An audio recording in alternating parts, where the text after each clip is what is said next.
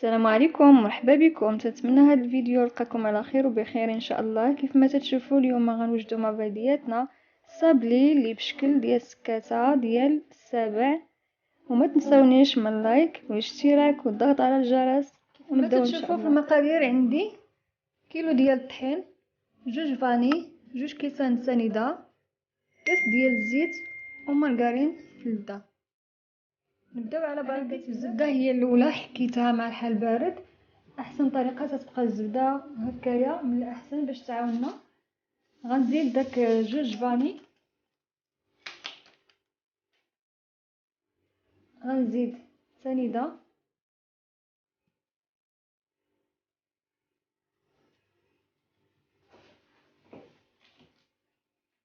غنزيد الزيت،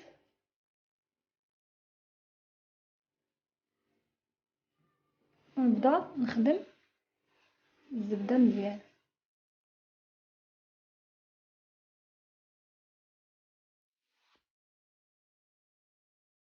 انا نسيت ما زدت جوج بيضات مع المقادير.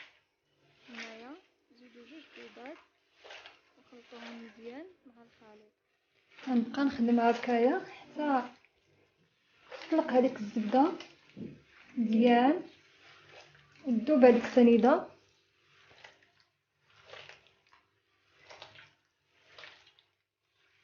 على هاد الطريقه هذه. دابا غنبدا نحك فيها هكايا تنبقاو نخدمو حتى تولي على هاد الشكل بحال شكل البوماد كيف ما تتشوفوا. دابا غنبدا نزيد الطحين شويه بشويه على هاد الطريقه.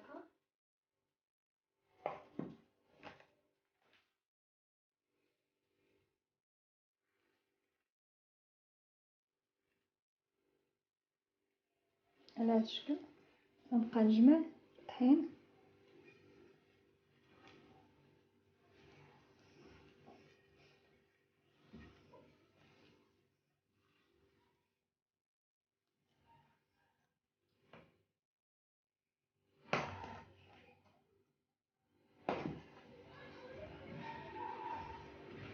عاوتاني وندخل شويه بشويه.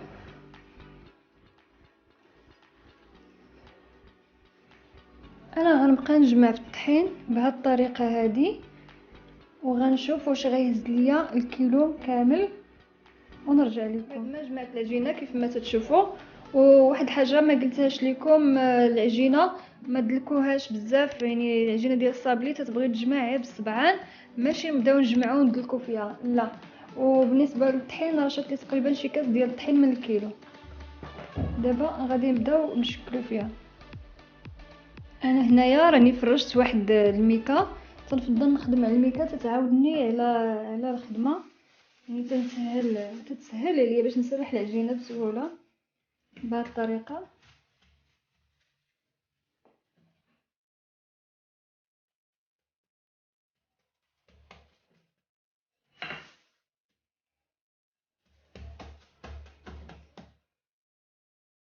هكا تنبدا نسرح العجينه.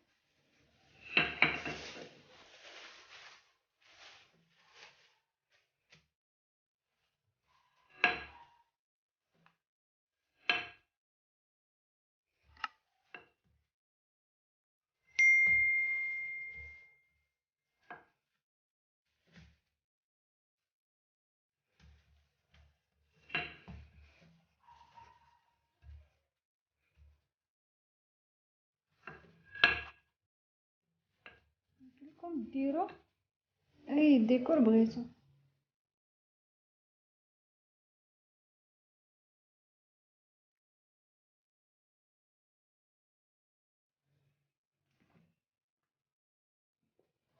بهذا الشكل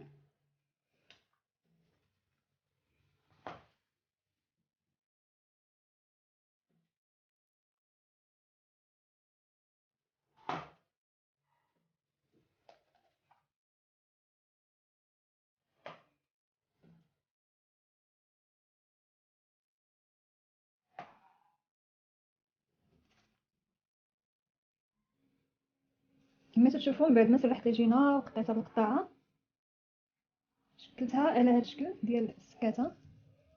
كما قلت لكم نتوما ديروا اي مول اي زواقه بغيتو. غنستمر بهذه الطريقه هذه وانا معكم. بعد ما قطعته دابا غندوز ندخلو الفران يكون سخون ونحمرو، يعني غير صفار ماشي يتحمر بزاف، غير صفار شويه ونخرجو ان شاء الله. كان هذا هو الشكل ديال الصابلي من بعد ما دخلناه الفران وخرجناه. كما قلت لكم ما يكونش محمر بزاف، يعني يكون مذهب كما تشوفوا. تجي على هذا الشكل والمذاق روعه ومقرمل. بالنسبه كيف ما قلت لكم يعني التزيين اللي غادي نزينو على شكل ديال السكاته، انا خديت هنايا الشكلاط الابيض ودرت له الملون الغذائي واحد شويه تحصلت على هذا اللون هذا.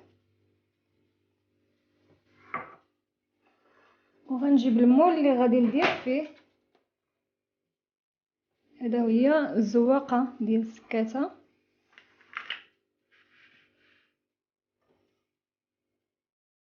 نجيب بحال هذا الشكل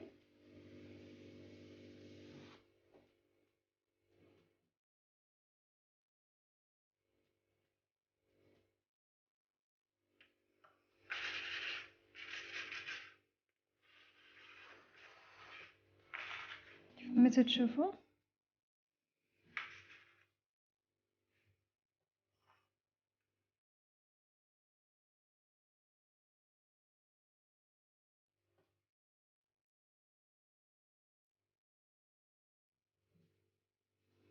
هادي يمكننا نصايبوها في الدار، اما بالنسبه ملي تنبغيو ناخذوهم للزنقه تنبغيو نشريوهم بواحد الثمن اللي هو باهي الثمن بزاف، نشريوهم غاليين. من الاحسن نوجدوهم في الدار.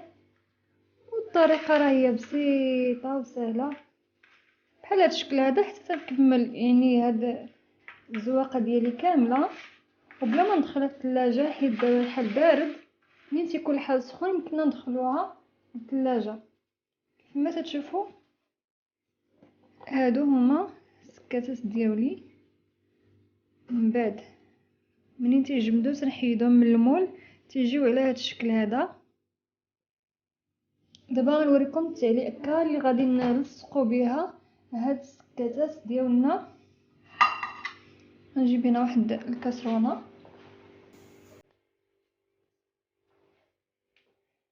عندي هنا الجليكوز والناباج. غندير واحد 2 معالق كبار ديال الجليكوز.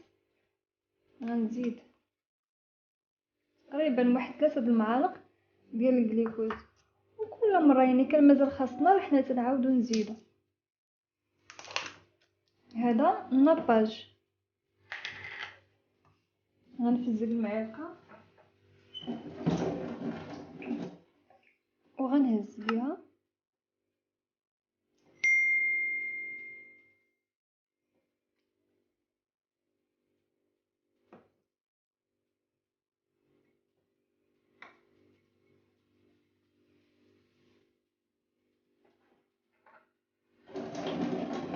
ضروري يكون حداكم الماء باش ما يلصقش ليكم على هذا الشكل. هذه هي التعليكه ديالنا باش غادي نلصقوا هذيك السكاته مع الكاطو ديال الصابلي. صافي غنحطو فوق البوطه يذوب ورجع لكم. كان هذا هو الجليكوز من بعد منين ذوبته. كيف ما قلت لكم 2 معالق ديال الناباج معاهم معلقه ديال الجليكوز. منين تنزيدو يعني الكميه ديال الناباج تنزيدو الجليكوز.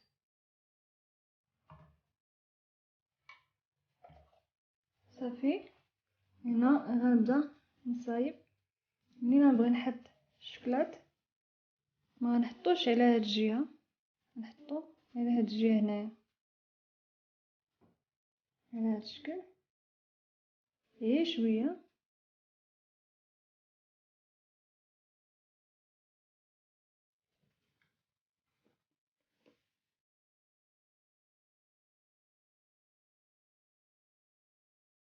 تجي على هذا الشكل هذا.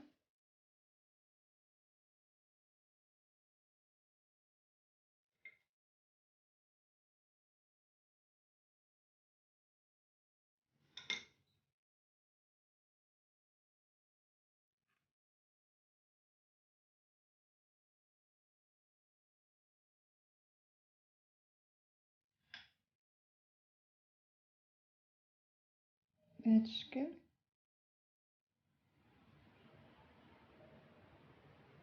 كما تشوفوا.